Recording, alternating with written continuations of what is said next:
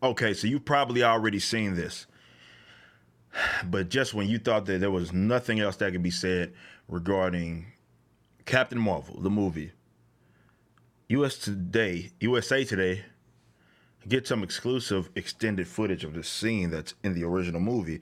And this is the scene where she takes the guy's motorcycle or whatever. The guy was like, "Hey, smile for me," or yada yada. But apparently, it's actually worse than what it is originally. Now, here's some things that I want to. Well, I'll tell you what. Let's watch this real quick, and then we'll go over it and some of my thoughts, because some of you haven't seen this movie.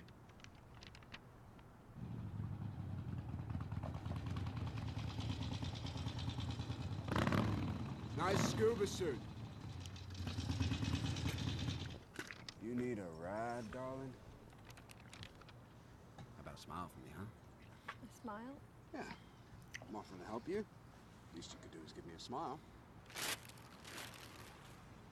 How about a handshake? I'm Veers.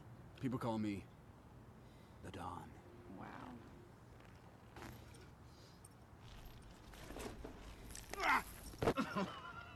Here's a proposition for you.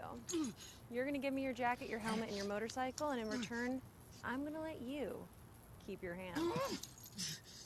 Take it. What, no smile?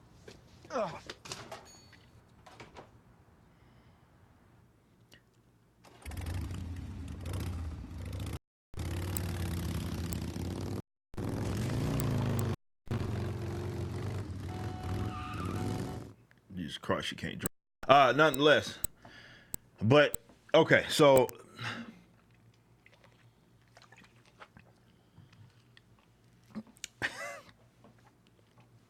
this is incredible. It's really incredible. So what this tells me, first and foremost, is that as a lot of people, usually the Captain Marvel bots, as like they wanted to make this appear, they were objectively wrong. I've done so many videos on this and how they were going to be wrong. They wanted to make this appear like this wasn't going to be this uber feminist take.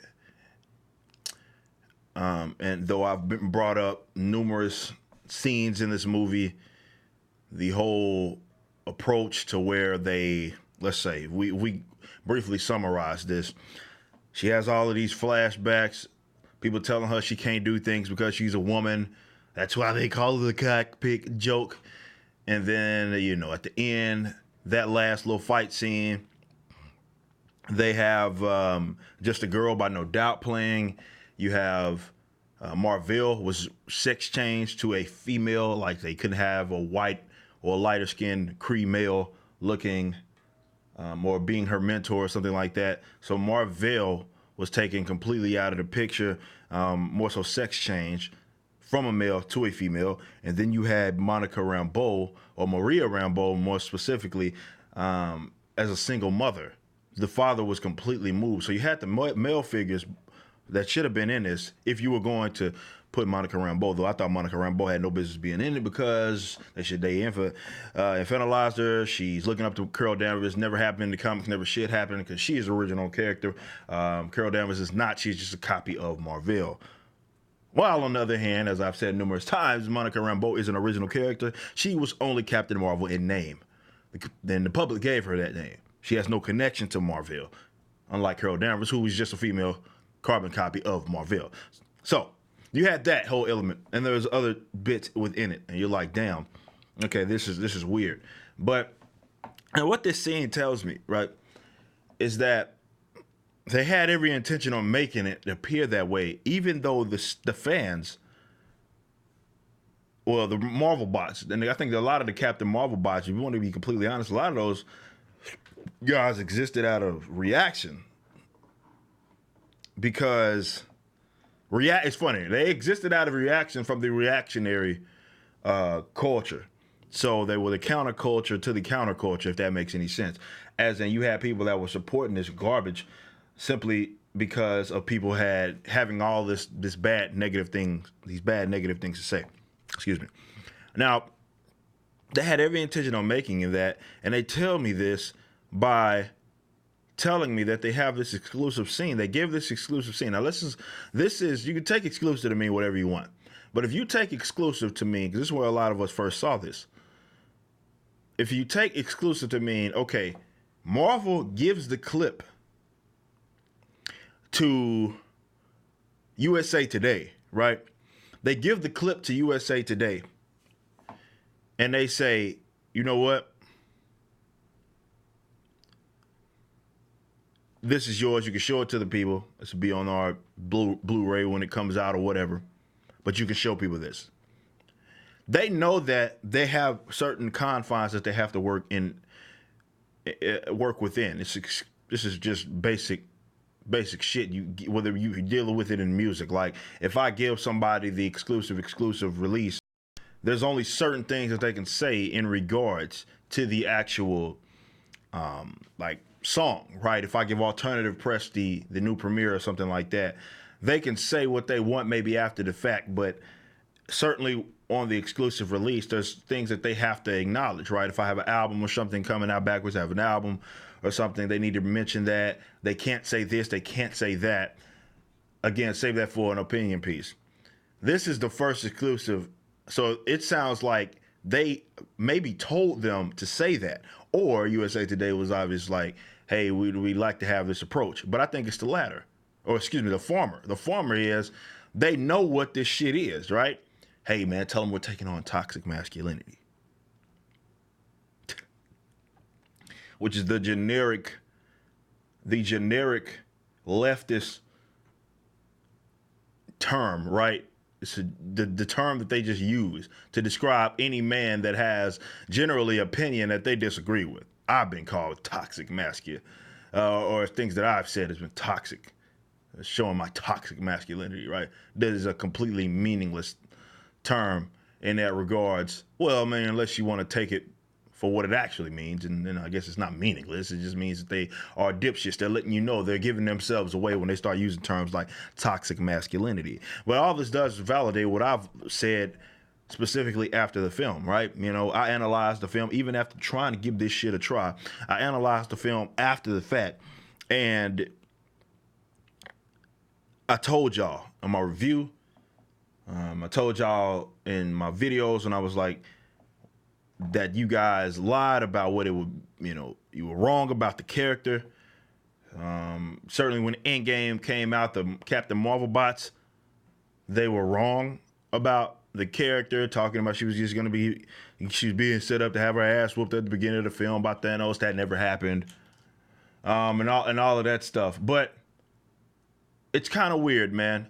We take this shoehorn character and Brie Larson smiles for no man in the Captain Marvel scene. Like that's what they have to say about it. Brie Larson smiles for no man in the Captain Marvel scene. And the guy's name is The Don. Like, come on, bros. Like, I will say that this is how a lot of the SJW see the world. They see the world in like the caricature, over dramatism, sort of that form, the dramatics, right? That's how they see the world. That's how they envision the world. That's how they see themselves. This is why their comic book reflects that. When Kelly Thompson in like Captain Marvel issue #1 says, you know, some nuclear man pops up out of nowhere inexplicably, doesn't make any sort of sense, takes off into a portal with a reporter that he essentially kidnaps, and she says, I'm not losing her to a 7-foot misogynist. And the same damn writer, ironically, on West Coast Avengers, Kelly Thompson, this is, has some black chick saying, hey, I have a successful business. I'm a surfing champion. I'm a black female. That by itself makes me a female. No, that's not me over exaggerating. That's literally in the dialogue. Both of those are in the dialogue of those two comics. They don't know how to write. It's how they envision the world. And if you go look at the writers, I'm not even going to give it away. Go look at the writers of Captain Marvel. Go look at them. Let's take a look. And you'll be like, but no, man, this is very, very unfortunate, because I would like to think that a lot of those Captain Marvel bots are going to be blah, blah, blah, blah, blah. not understanding that this validates what I certainly said, and I'm sure what other people have said, that this movie was agenda driven. It was not meant to be a good movie like the other Marvel Cinematic Universe movies. Not to say that every movie in the Marvel Cinematic Universe was good, absolutely not. But this was more so centered around the agenda. It's the whole reason why they brought in Captain Marvel in the first place. It was a shoehorn. None of it makes sense. She's not a popular character. Kevin Feige's lying. This damn thing has been rebooted, issue number 1, 6 times in 6 years, 7 times in 6 years, not including limited series. Completely shoehorned character in the Marvel Cinematic Universe, leaves all types of plot details, plot holes within it just for her existing. And the plot that they told in her movie, there's so much wrong with the character being there. It was never about the story. It was never about character building. It was more so about, okay, we want this female character. We don't have the DC equivalent to Wonder Woman. All of our female characters, this is Marvel talking, all of our female characters are associated with teams.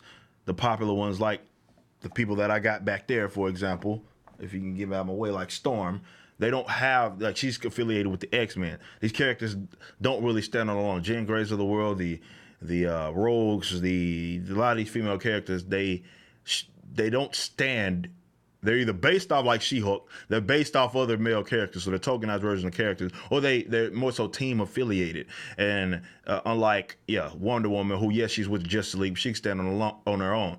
DC does not have that equivalent, so they rebooted this character, overshipped the hell out of the first issue during the promotional tour of this film. I'm talking about Captain Marvel #1, which is still hanging off of the goddamn rack at any 1, 2, 3, hell, any of them still hanging off the damn rack at any local comic shop you go to, because nobody's buying it. They were overshipped, massively overshipped. Those weren't units sold; they were overshipped deals. But no, it was clearly agenda driven. It was blue check mark leftism in movie form. So while Supergirl is blue check mark leftism in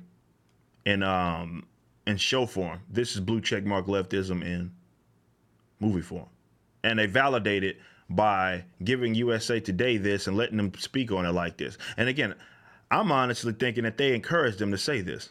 They wouldn't, first of all, if they weren't up for it, they wouldn't allow them to say this, because this is basic marketing, basic promotional schemes. If I give you some material that I want you to debut, you have to operate within these confines. You cannot say what I don't want you to say. So even if they wrote this on their own, it's going to be a case of, hey, Marvel, this is what we're going to say about it. Is this all cool? They say yes, they say no.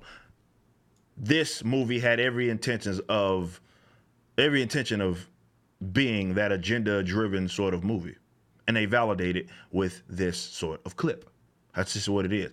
But let me know what you think about it, man. Let me know what you guys think about it in the comments. I mean, this just validates everything that I've said, and it's like they continue to do this. It's like they want me to be right. Thanks, Marvel. But until next time, man, y'all be easy.